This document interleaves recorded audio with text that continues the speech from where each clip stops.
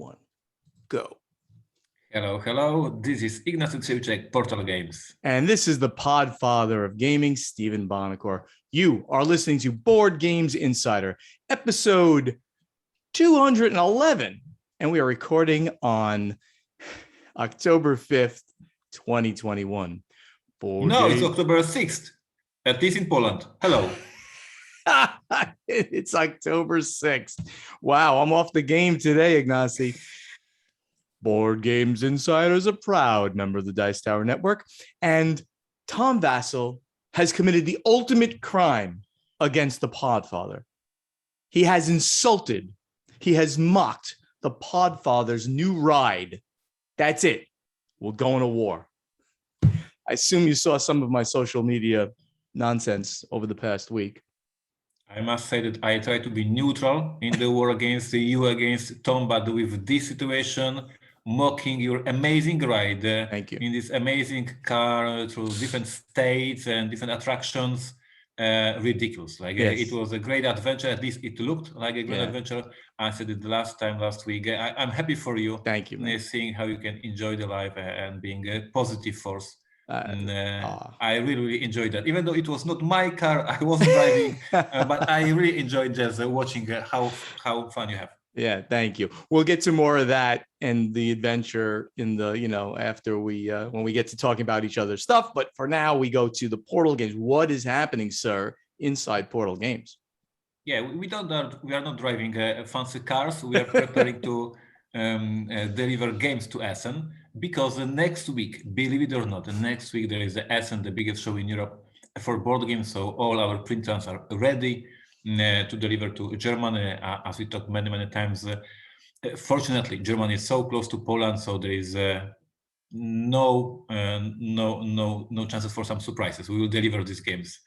For sure, we have 3 releases, and this time, for the first time, I'm very proud and happy to release products from the big names, big designers. For years, Portal Games was known as a company that releases my products, my games. Like I was the only designer in the company. Now we have the release of the new game from Bruno Faidutti. We have a new expansion for Detective designed by Mike Selinker, the one, the only, the literally on the House of the Hill and Pathfinder and many other great designs. So Mike Selinker and Bruno Faidutti, and then there is Ignacy this year. So in Essen, we have 3 big names. We will have at our booth chance to fans to meet with the designers. So Bruno Faidutti will be at the booth, so you can take a selfie with him or get a signature. We will have Thomas Jansen, designer of 11, also at the booth. We will have John Nakijanka, our in-house developer and designer of Empires of the North. So as always, convention is a chance for you to meet your favorite designers, to talk with them about the game design, and we will have a special dedicated table for that. That is awesome. And we have sorry, for the Essen, I see something very interesting. For all of you who are just listening, Stephen was just showing a product that I really like. So I'm showing a copy of Dune House Secrets that just arrived to my doorstep. So Ignacy, I haven't even cracked the shrink. It opened yesterday. I opened the box today. I want to make sure it was what I thought it was. It looks great. I got my extra goodies from the Kickstarter. So congratulations on getting this out to the backers. I assume this is the beginning of the first wave of getting stuff out to backers, because I live very close to your fulfillment company, right? Which is QML. So I'm probably the first person to have gotten one in the same state. So other people out there, by the time you hear it, at least in the US, you'll start hearing it, start receiving the games. Dune House Secrets. It looks awesome. Thank you. We have 1,500 pre-orders copies shipped to our hardcore fans, including Steven. I appreciate that. And now you guys all have to wait a few more days till we will open access to Antara's website, so you can use the website to see more the videos, movies, and additional stuff. Because of course this is the IP related game, so we have a contract with Legendary, and the release of the game cannot be before the movie because it is directly connected with the story of the movie. So you go to the cinema, you watch the movie, and then you can enjoy the game. That's right. And in this, I said Kickstarter. This was the pre-orders that you're fulfilling now. So it's arrived. I'm excited. I can't wait. I haven't seen the movie yet, so I got to go watch the movie, and then I'm going to start playing the game. So This is first time we are doing something like that. So I'm super excited and super eager to see the feedback. Like literally, you can go to the movie, then you invite your friends, you have a game night, and the things that you just saw a few hours before in the movie have this follow-up story in the game. So for us, of course, it's a big honor to work on such a big IP and a great chance to let players live and meet these characters they will see in the movie. So I'm super eager to see the feedback. Speaking about the pre-orders, we have our Essen pre-orders open, and as you are listening to this podcast, I think they're already closed because we are dropping this episode just day before the Essen. So please go check out our booth, and of course check out our website if you're not going to Essen. And all our products that are racing at Essen, you can pre-order them, and you can pre-order them in two different ways. So either as a pickup at Essen, as always, as every single year, and because there's so many people who cannot attend Essen this year, still due to the COVID problems, we will also ship these pre-orders to you directly to your home as soon as possible, so you will have the games almost exactly the same day as Essen at your home, at your doorstep, as Steven already having his Dune copy. So these pre-orders, check them out at portalgamesus.com. And what's happening at HQ, slowly we are closing late pledge for Robinson Crusoe, so this is your time to make a choice, make a decision if you want to have this fancy, amazing edition of Robinson Crusoe in your collection, preparing for Essen, all these roll-ups, all these tables, all these furniture. And just once again, because as always, we try to entertain our listeners, but also give them some feedback, right? From behind the scenes information, how it looks from the perspective of the publisher. So preparing for Essen this year, for the company like Portal Games, is like preparing a plan A and plan B and plan C and plan D, depending how the first day would look like. So we have prepared tables for the demos, but if you will see that there are some problems and people are not happy with the demos because they're afraid of COVID, we have prepared also the booth furniture to just sell speech and just present the game, but not allow to demos. So we have different furniture prepared to ship to the Essen, and we will have them in our warehouse in Essen.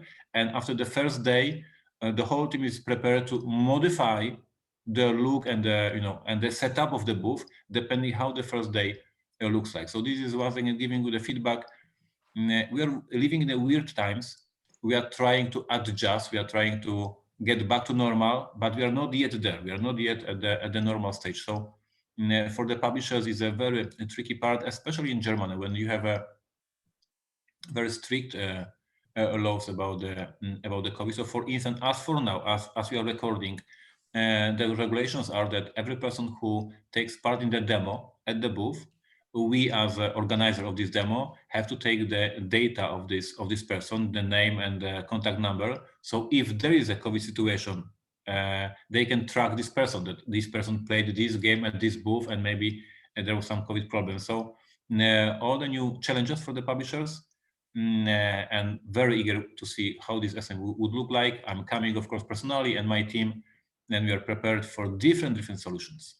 I can't wait to hear about the entire experience, about how it's going to work this year and everything. But I mean, I wish I was going. I had to make a decision not to for this year, but I wish you the best of luck there, and everybody who's going, have a good time under strange conditions. Still, you can have a good time, and I hope that you visit Portal Games booths and all the other great publishers that I'm very positive of what I saw at Gen Con. Yeah. So I'm looking really positive this time at Essen. I have no reports on Origins, so I don't know how Origins looked like. But all together, we are all motivated to just prepare the best show possible in these conditions that there are. Excellent. Over here, now that's the driving story. Over here at the Podfather Gaming headquarters, still the remodeling goes on. The first floor project is done, as I've reported. Basically, touch up here. Second floor, the master bath and the hall bath are, and all of the doors and the moldings. In fact, who knows? At any moment, we might hear hammering, this and that, because I am like directly adjacent to the hall bathroom. So if you hear noises, I'm going to have to mute the microphone for a moment while that goes on. Ignacy, you'll have to take over. It would be so epic if, for instance, the wall behind you would collapse. Like no. Like, come on. Oh, for the show, that would be amazing. Oh my God, that would be terrible. Wow, yeah, great for the show, not good for my house. But so on the epic road trip, so I as I had mentioned last time, I picked up a 2021 Chevrolet Corvette convertible at the National Corvette Museum in Bowling Green, Kentucky. They make the cars there, and I arranged for pickup, as you can do at the museum that is like a mile away, which is great. Ignacy, what are you saying there? Ignacy, I have a question. Yes. Like in the school, because I was, following the social media. But how far it is? Like how many miles you had to make? From there back to my home, approximately 1,400 miles. Yeah, 1,400 miles, 2,000 kilometers, something like that. Nice. Yeah, United States is pretty big, right? So like Poland up and down, like the whole Poland twice. Amazing. Oh, okay. I could have had it. So I bought this from a dealer actually in New Hampshire, because you have to go through a dealer. That's just the way it works. And you can't just say, hey, Chevrolet, make me a car, right? You have to go to a local dealer, but local could be in California or someplace else. I went to a dealer that is the number 2 biggest selling dealer of Corvettes in the country, for a reason, because it's impossible to get one of these cars. You got to get on a list, and only the biggest dealers get the allocations from General Motors to make the cars. So 9.5 months later, after I got on the list, the car was ready for me to go get it. I could have had it courtesy delivered locally, but that would have cost money to do. We figured, well, if we're going to spend that money, let's go get it at the Corvette Museum. And they give you this wonderful, like, white glove kind of treatment, and they give you personalized tour of the museum. It was just a really wonderful experience picking it up there. And then the epic road trip back, which took us through from Bowling Green, Kentucky to Nashville, Tennessee, which is an amazing place. Music in every storefront, music on multiple levels. It's Music City, USA. Absolutely astonishing. Then we went to Huntsville, Alabama, which features the U.S. Space and Rocket Center, which is an amazing museum of rocketry, similar to the Kennedy Space Center, but a little bit different, with different exhibits and things like that. Then to Birmingham, Alabama, which the only thing I did there was overnight and see my niece, which is nice. She and her boyfriend live in Birmingham, Alabama. So it was really wonderful to spend an evening with them. Panama City Beach, Florida, which is gorgeous, right on the water in the Florida Panhandle, a part of Florida I've never been to before. That piece that sticks out, to the southern states. And then from there to Tampa, Florida, a big city in Florida, great restaurants. And then we had a great meal there, overnighted there, and then drove back down the Gulf Coast of Florida over to the ocean side, back home. That's a 5-day trip, as I mentioned, about 1,400 miles, maybe. Yeah, I mean, right now I've got 1,500 miles on the car, I think. So it's approximately a 1,400 mile if you just went straight and you didn't, do any stopping and going on smaller roads. Great time. If anybody wants to see some of the posts, go over to my Facebook page, friend me if you'd like. Of course, always happy to have any of the listeners as friends. And you can see all the posts I made about the trip and all the pictures I took from the various locations we were. It was wonderful. Coming up, I just mentioned the Kennedy Space Center, and guess what? I'll be leaving on Wednesday. So, we're going to have a problem recording next week. I got to figure that one out. Maybe I'll record in the morning and then I'll leave. Yeah, probably. So probably no, because I will be in Essen. So we have to figure something else out. Okay. Yeah. We'll figure something else out for next week. Maybe record before. Well, we'll figure it out. I'll be going to the Kennedy Space Center next week to watch the launch of a new satellite, a new probe they're sending out into deep space called Lucy. And I forgot what the acronym means. I apologize. It's going on a 12-year mission. That's many more years than Star Trek Enterprise went on. And it's going to the asteroid belt. And it's going to be going to see several asteroids in the asteroid belt. But even cooler than that, which is cool enough, I'm going to be hanging out with the partying NASA nerds. What does that mean? So Dante Loretta, and if you remember, I consulted on his board game with his brother.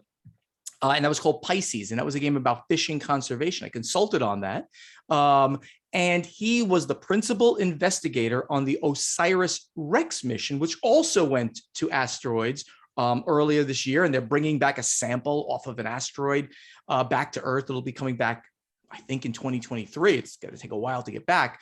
And I'll be hanging out with him, and we're going to be going to some of the NASA parties. I'm going to be like in awe of this entire thing, hanging out with, rocket scientists and geologists and things like that. So I'll be doing reporting from the Kennedy Space Center. Of course, Paul is coming, and it's another road trip. We'll take the car out there. So awesome times. I can't wait. Amazing.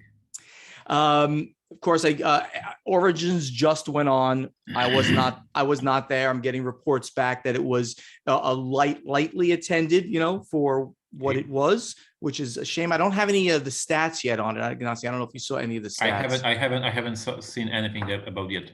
Yeah, so I hope we'll get some of those from one of our sources over the next week or so, and we'll report back on that.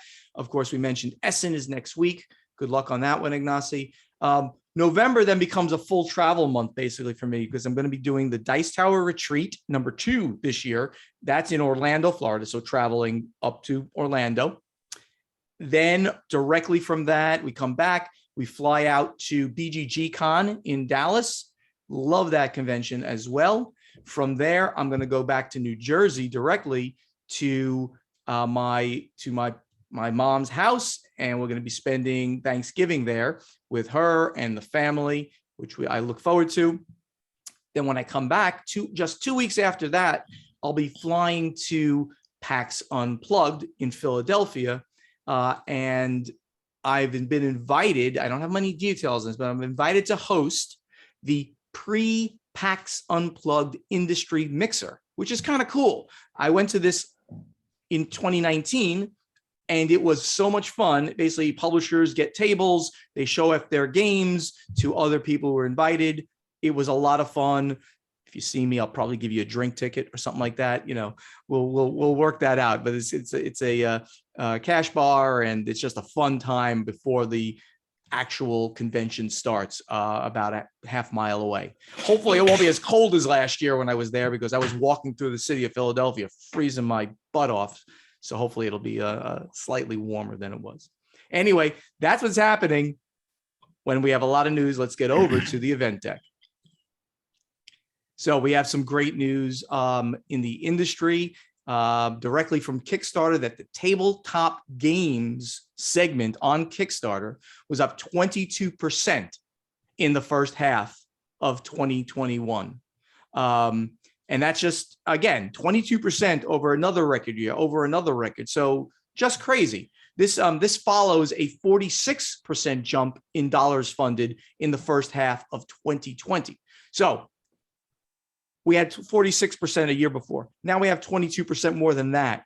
The numbers just are staggering, that we are continuing to grow. And obviously the Kickstarter segment sees no end in sight. Tabletop game projects raised $146 million in the first half of 2021, up from $120 million in the COVID turbocharged half of 2020. Projects funded were also up 22% from 1,833 from 1,503 in the first half of 2020. Projects not funded were only up marginally from 593 to 606. Over 75% of tabletop game projects successfully funded. So, Ignacy, amazing things have happened on the Kickstarter side, and obviously other sides as well. And there is the one more point. This year, GameFound page began to operate in the same area. So we should basically add to this 146 million for Kickstarter also how much was gathered on GameFound, because this is also crowdfunding.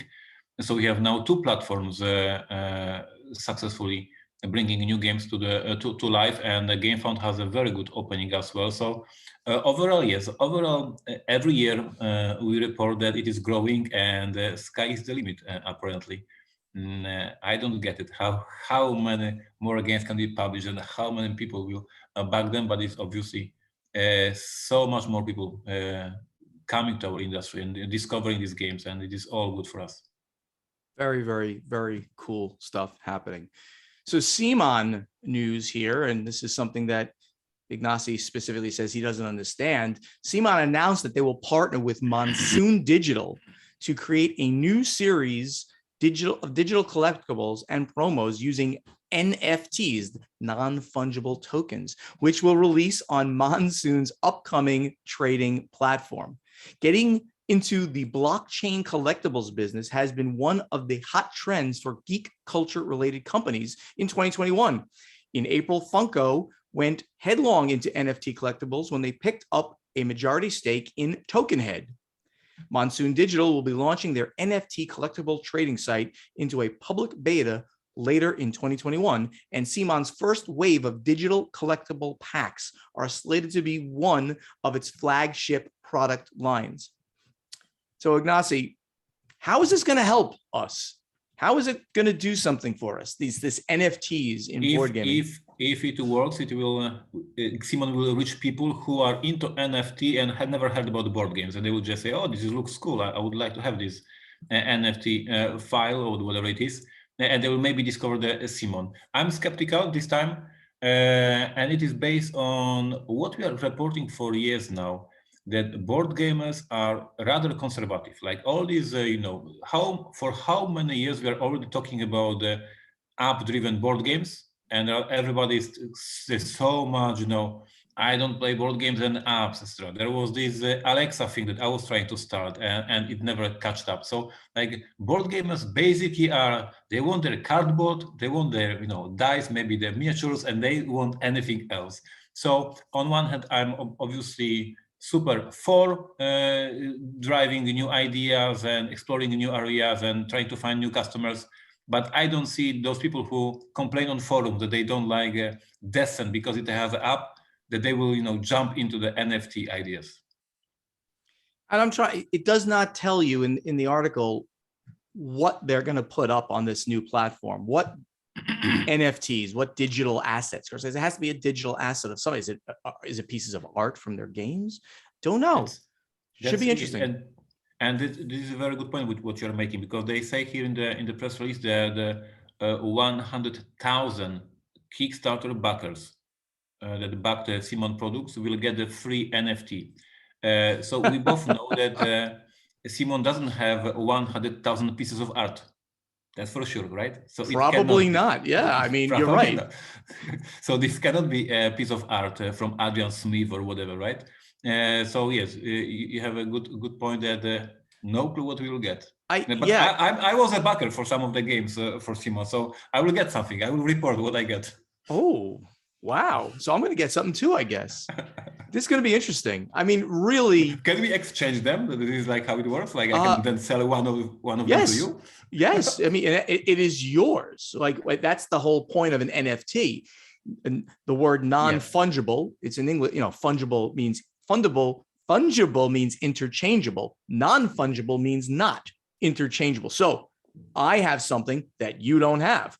If I want, I can sell it to you, give it to you, or whatever. Maybe somebody's going to corner the market by getting everyone to send them their stuff. Who knows?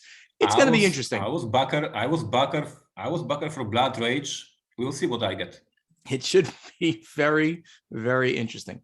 So here's something that you said was very important to talk about. I think this one is yours, and it has to do with Ravensburger, North America, halting orders amid the global supply chain crisis.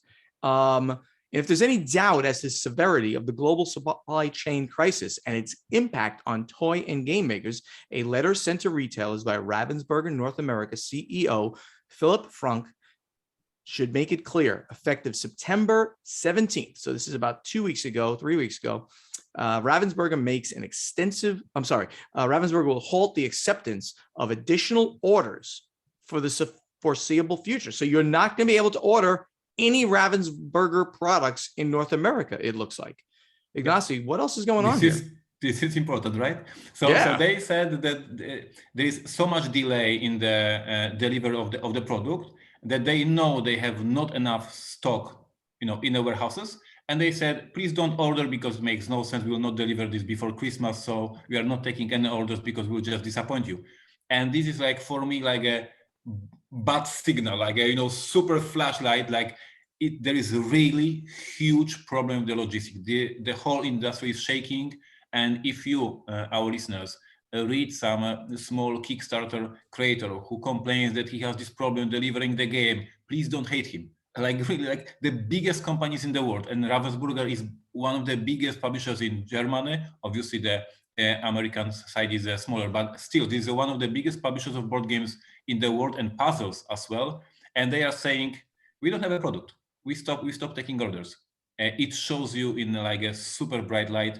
There is a huge problem, and this Christmas will be very, very weird without many best-selling games on the shelves.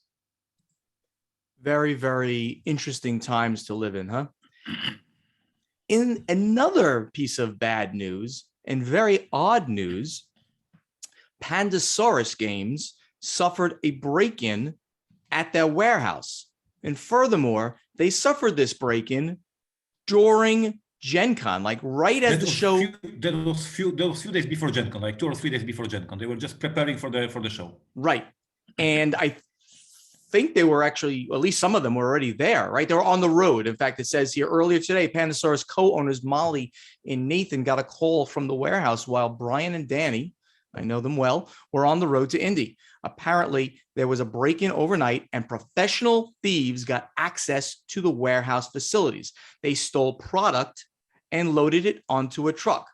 We were not hit as bad as we could have been, but the thieves did end up snatching 200 copies of The Loop and 100 copies of Dinosaur World Kickstarter edition.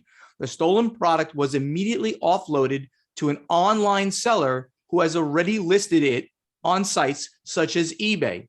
The police are involved and have apparently already identified the thieves. So I have some news as the investigative reporter that I am, Ignacy, right? This is what I do, right? So during Gen Con, I went over to Pandasaurus booth and I hung out for a little while, spoke with Danny Lowe, and she went through the entire thing with me on how dumb, like, look, criminals aren't necessarily like, the ones you see in the movies that like do these things where they transfer the money. And this, yeah.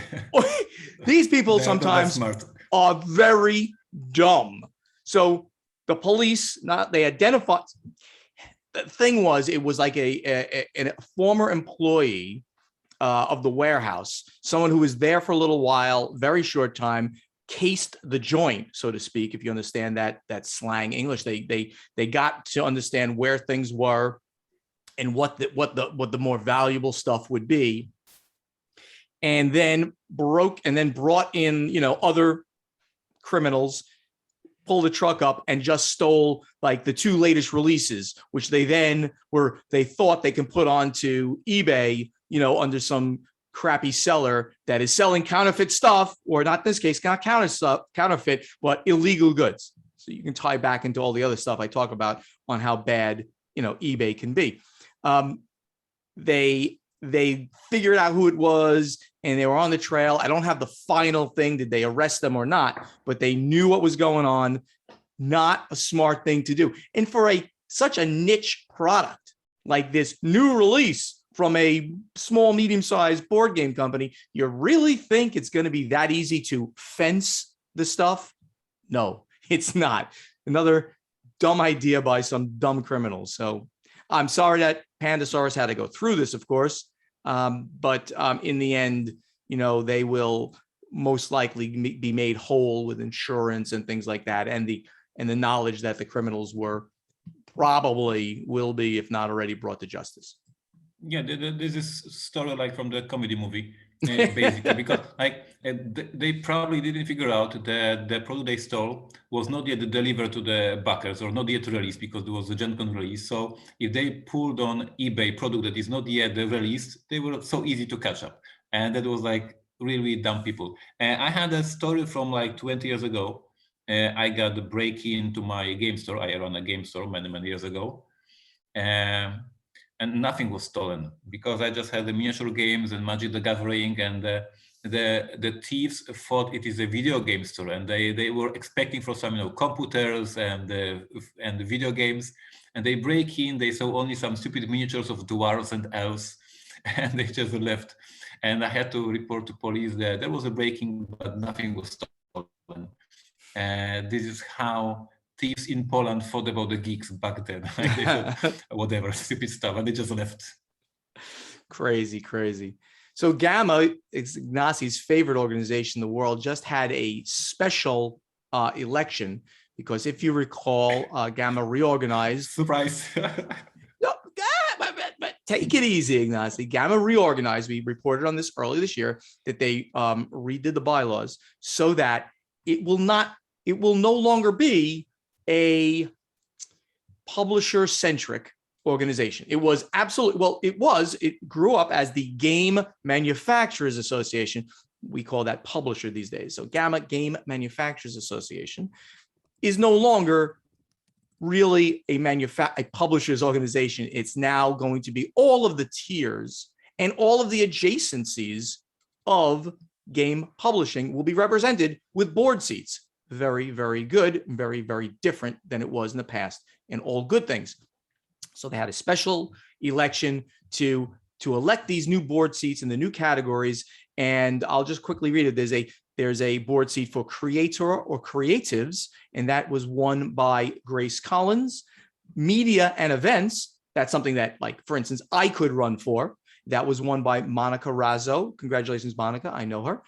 Production/manufacturers. So this is the printers, really. And that was won by Eric Price, who works for one of the Chinese printers. He's like the American representative, I believe, for one of the major Chinese printers. Eric Price won that one. Publishers, right? That's your category, my former category. Stefan Brassard, of course, we know him very well. He won again. He was the president. Now he's the seat for the publishers. Retailers, Kylie Primus, he won that seat. And wholesalers, that would be distributors that we call them. Shaw Mead will have to have a runoff with Bo Heath since no one got a full 50%, and that voting will occur, or it has occurred already. I did not see the winner of that one. But anyway, congratulations to the winners. Congratulations to GAMA, who have pretty seamlessly reorganized themselves from one major focus to now having the whole pantheon, the entire supply chain, and all of the different portions of the industry now represented, which I think we agreed when we first reported on this earlier in the year, that this was a good move because publishers do not exist without retailers. Retailers do not exist without distributors. Nobody exists without the media, right? So all together, we're better. And this is a good move on GAMA's part. Yeah, one of the last games you published as a publisher was Die Macher from our friend Uli. I did the same game in Poland. It's an amazing game about election in Germany. And I think that when I'm retired, I will do my last Kickstarter. It will be about elections in GAMA, a great game. There is so much research I can do, just listening to the podcast back episodes, and it's gonna be amazing Kickstarter. Dude, that's awesome. That's so Ignacy. I love it. Anyway, on that amazing, funny note, let's get to strategy and tactics. Ignacy, you kill me. All right. Strategy and tactics. Joseph Leone, who's at Leone J. He asks, after serving the Navy for 20 years, thank you, Joseph, for your service. I retired and started teaching high school science. Another great career. It is getting close to me to be ready and able to retire again. Okay, he's going to retire again. Hey, maybe buy a fast car. I don't know. This time I would like to be in an area with more gaming available. Want some golf in retirement. I just want to be able to play board games. The list of the top places to retire for him is Columbus, Ohio, home of Origins and Cabs, Florida, home of the Dice Tower and the Podfather, and Texas for BGCon. Do you have any other ideas or suggestions as places I could retire that have a healthy gaming atmosphere? These days, Joseph, I mean, I think the sky's the limit if you're staying in the United States, obviously you are. There's so many locations that have vibrant communities. So, obviously, I'm now a Florida guy for a reason. I think it's great for the weather, the taxes, the cost of living. Being close to Tom is, but there's great conventions, right, that go on here. You have Dice Tower convention in July. You've got the Dice Tower retreat that is now running twice a year here in Florida. You've got great pockets of gaming. Specifically, my area doesn't have a great pocket of gaming, but if you move closer to Miami, obviously you can become part of Tom's group that he gets together at game stores and hit at the Dice Tower headquarters. There's plenty down here. That's where I would mention. Las Vegas is a great place. There's a great game stores out there. I went there and they hold Dice Tower West. Dallas, if you go to Dallas, as you mentioned, BGG Con, that's a great place. I don't know of any other ones besides the ones. I mean, Indianapolis, huge amount, not only Gen Con, but a huge amount of game groups. Go ahead. I would mention Seattle. Yes, amazing absolutely. stores, an amazing scene, and lots of influencers and celebrities of our industry are from this area. So one of the places as well. Maybe that would be one of our questions we should have, and we can ask in playtesting. What, Ignacy, are you going to die there on me? Going to die? Not yet. Not yet. All right, don't die. All right.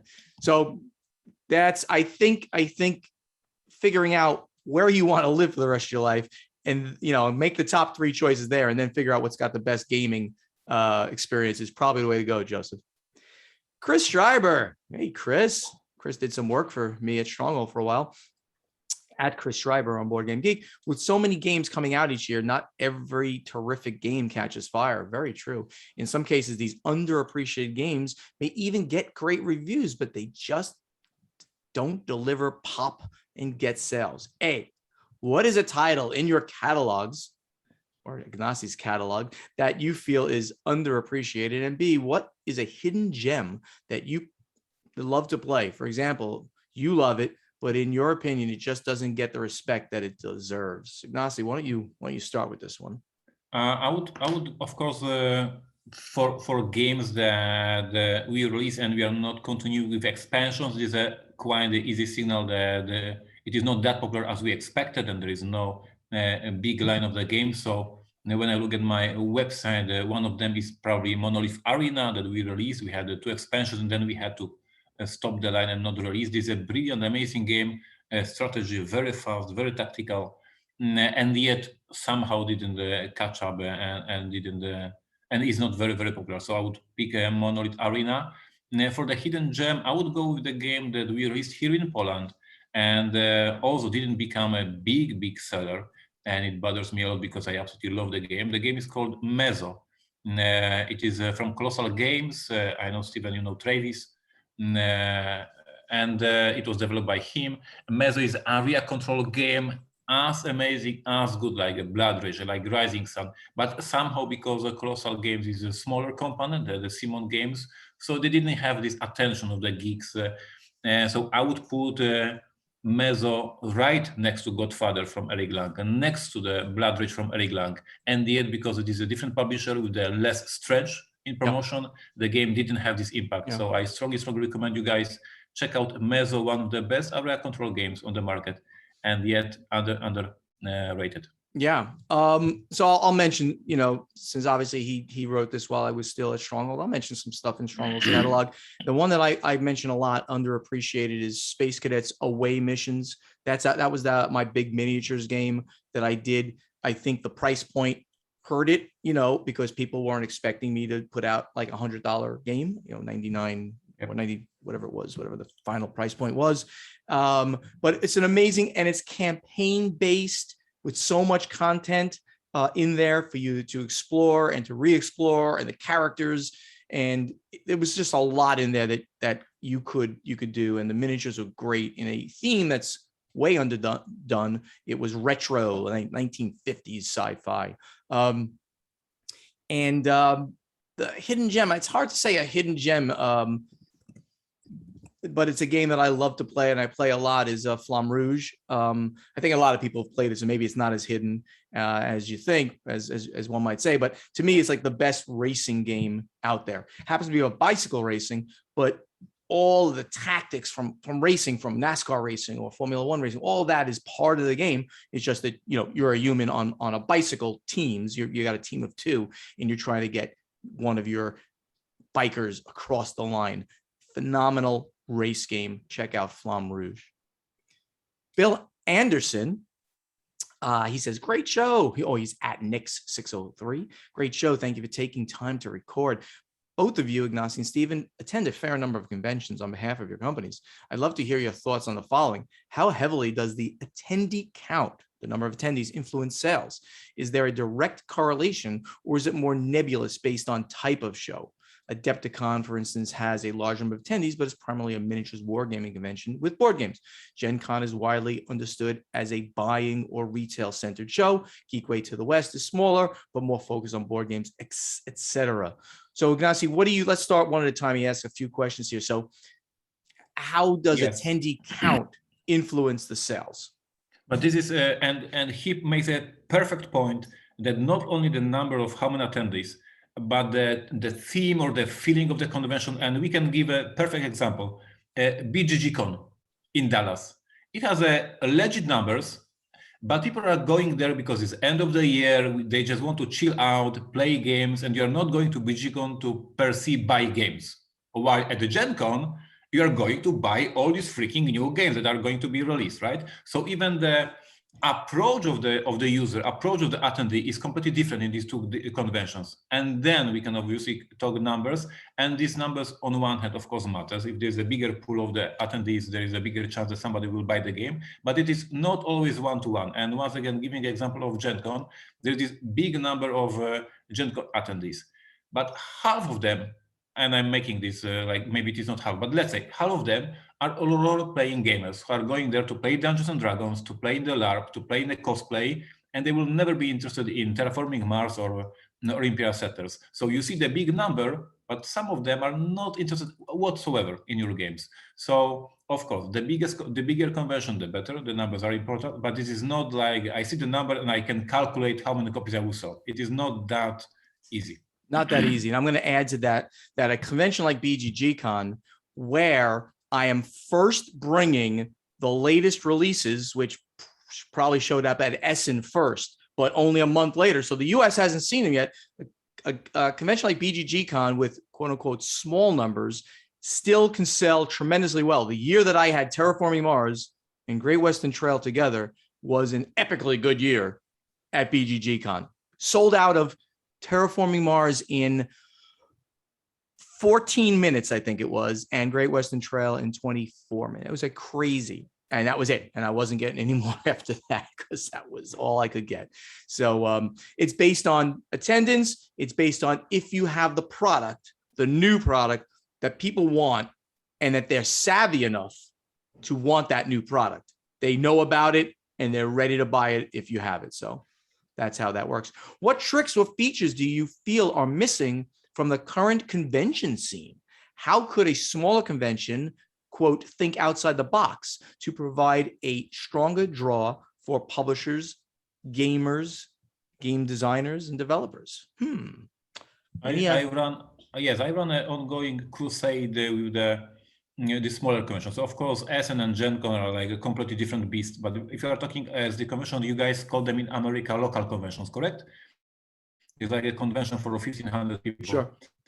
And I say to people who run this convention, give the publisher as much space as they want, and don't charge them more and more and more for this space, because the publisher entertains your customers. Attendees who will come to the show will be entertained by the volunteers of the publisher. So you will have a happy customers, and somebody else will work because publisher will work.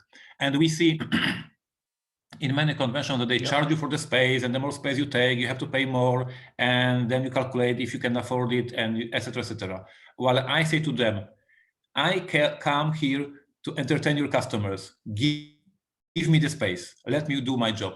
And so this is my crusade, and this is think outside the box.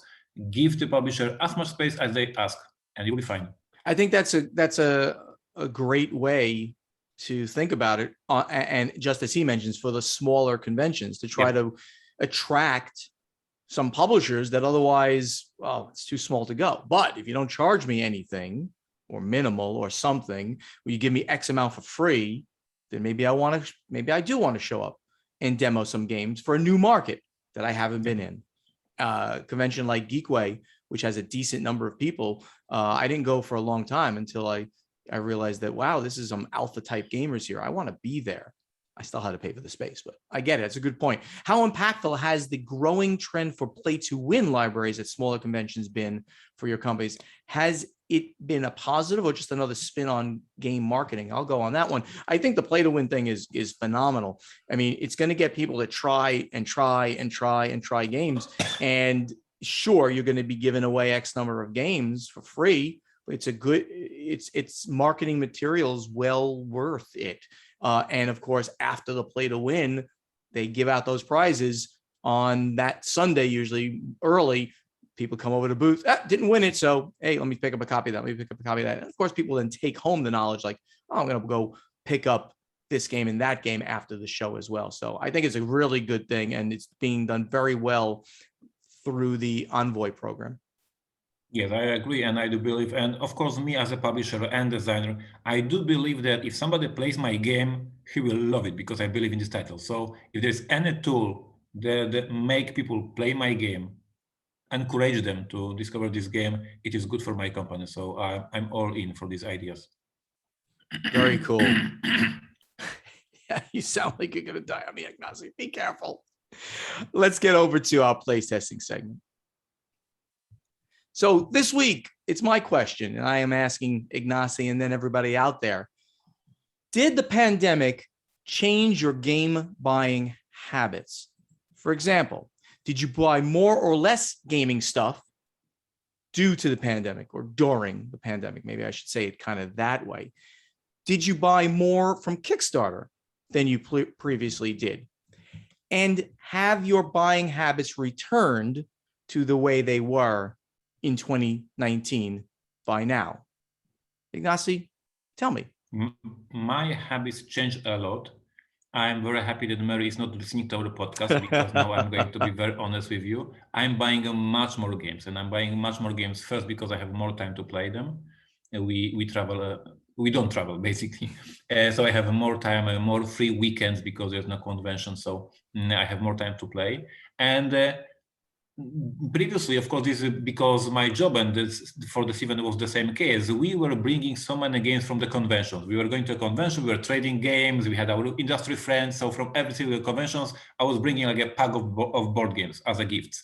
And that was how I was getting new games. Now, because there was no conventions, I had to buy these games. And I got addicted. I really like to get this new package. And, you know, when there is a new delivery and I can open the shrink and have fun. So I'm buying much more. And now I'm going for the first convention in months. For Essen, I will bring many games, and I will see what will happen. But I have to say, I like this new tradition from 2019-20, having games delivered to my home. So yes, I'm buying much more. Yeah. So for me, it's been a lot of changes. Of course, some of them because of the retirement, not necessarily the pandemic, but I've been definitely buying more games over this time. I've definitely been buying more on Kickstarter. I've been able to just watch what's happening on Kickstarter more, I think is just a thing. But I've also been buying more from local game stores because now every time I'm someplace that I have a chance to, I go to a local game store and I always like to pick something up, even if it's just dice or something like that. I like to pick something up or like, oh, you know, I've always wanted to get that one. Let me pick that game up while I'm here. So for me, it's like, just as you said, it's like an all around. I'm buying more on Kickstarter. I'm buying more on friendly local game stores. I'm probably buying less online, maybe, or the same. Certainly not zero, but certainly not more there. It's been a combination of Kickstarters, and I've got a lot of Kickstarters running. I just got I just got partial delivery of the One Ring role-playing game. They put out their PDFs now. Yep. So now I'm reading. Oh yeah. I just got the links for the PDFs. So I'm like started to read through it, and who knows, maybe I'll run a One Ring role-playing game at some point in the near future. So Everybody out there, Ignacy is now going to create a thread in our guild on Board Game Geek for you to answer our question to you, which we just said, did the pandemic change your game buying habits? Please go to our guild on Board Game Geek to find that thread and answer our question to you. In the meantime, the final scoring. Thank you so much for listening. Help us spread the word about this podcast by telling your friends to download Board Games Insider wherever they like to get their podcasts. To ask us questions for our strategy and tactics segment, you must post them in the correct thread in our guild on Board Game Geek to answer our question to you from playtesting. Also, go to our guild on Board Game Geek and look for the thread with this episode's question. Board Games Insider has a Facebook page, so please like us on Facebook. Also on Facebook, please like Ignacy's page and Steven's page, which is /Portal Games and /Podfather Gaming. Our websites are portalgamesus.com, podfathergaming.com. Please go there, sign up for newsletters, and get up-to-the-minute information on what's happening at Portal Games and with the Podfather. On social media, you can speak directly to Ignacy and Steven. On Twitter, it's @PortalGamesUS and @PodfatherGaming. Same on Instagram. And on YouTube, the channel names are Portal Games Movies, Portal Games Gameplays, and the Podfather of Gaming. You'll see Ignacy next week at Essen. Podfather won't be there, but then I'll see you later on in the year. Board Games Insider is professionally edited by Matthew Jude from This Game is Broken podcast. And if you'd like him to edit your podcast, please contact him on Twitter or email at thisgameisbrokenpodcast@gmail.com. And also that great voice you hear doing our intro, outro, and in-between segments is that of Ray Greenlee. He can be contacted to do voiceover work for you at raygreenleevoiceover.com. Ignacy, what special message or news or something would you like to tell our audience right now? We have a special message from Mary because our listeners perfectly know that every single year our fans were bringing cookies to Ignacy and beer to Steven. Because Steven is not attending SN this year, Mary says all the beers should be transferred to Mary. And so if fans of Board Games Insider wants to have a gift for Steven, this year you have to transfer them to Mary at the Portal Games booth. You know, be careful what you wish for, Ignacy. You might get so much beer there that you will not be able to even store it, much less drink it. And Mary, who listens, hopefully Mary listens to the podcast. I know she posts out podcasts for us. Thank you, Mary, for the work you do for us. But Mary, I hope that you do get a couple of or many beers from some of our fans there. But Mary, if you do, I want to see pictures of it. So I will be drinking the beer with you virtually. How's that sound? Have a virtual beer. Anyway, thank you everybody for listening. We really appreciate it. And we'll see you next week. Take care. And see you at Essen if you are there.